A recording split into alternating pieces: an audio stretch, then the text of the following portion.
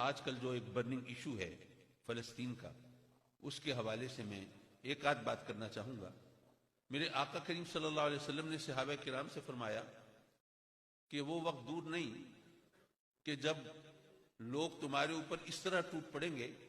جیسے دسترخوان پر، ڈشز پر اور پیالوں پر ٹوٹ پڑتے ہیں،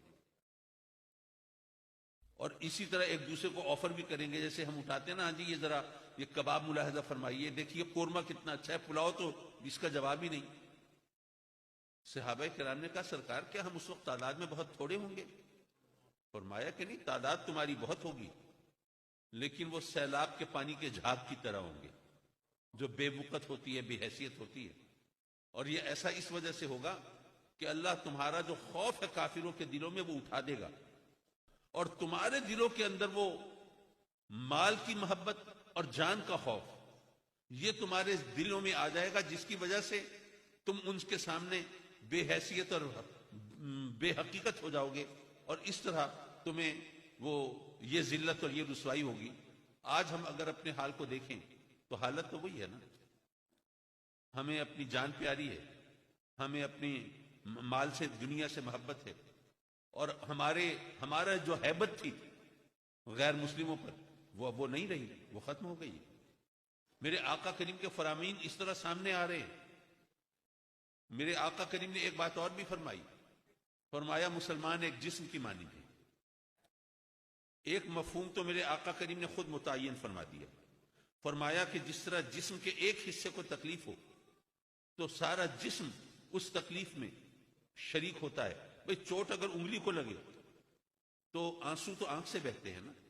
اور سسکیاں اور ہسکیاں تو زبان سے اور ہونٹوں سے نکلتی ہیں نا، اور آدمی اس تکلیف کے نتیجے میں اپنے پاؤں کی ایڑیاں رگڑ رہا ہوتا ہے نا۔ تو تکلیف انگلی کو ہے لیکن سارا جسم اس تکلیف کو محسوس کر رہا ہے۔ تو مسلمان ایک جسم کی مانند ہیں، اگر دوسرے مسلمان تکلیف میں ہیں اور اگر تم اس تکلیف کو محسوس نہیں کرتے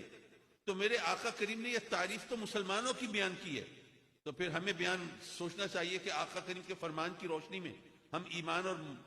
مومن اور مسلمان ہیں کہ نہیں ہیں۔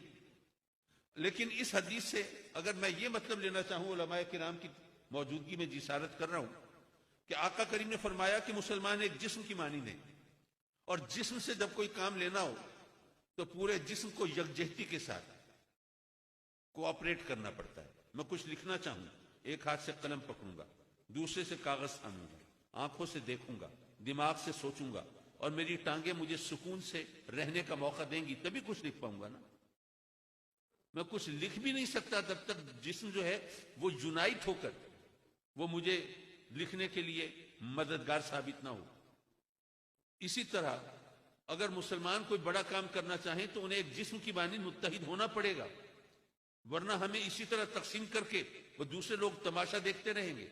اور اس حدیث کا اگر میں ایک مطلب یہ لینا چاہوں کہ میرے آقا کریم فرماتے ہیں کہ مسلمان ایک جسم کی مانند ہیں،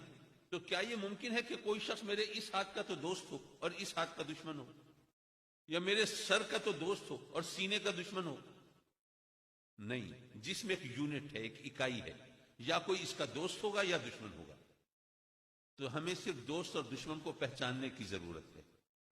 ہم جو سمجھتے ہیں کہ نہیں وہ جی فلاں وہ سعودیہ کا تو دوست ہے، ایران کا دشمن ہے،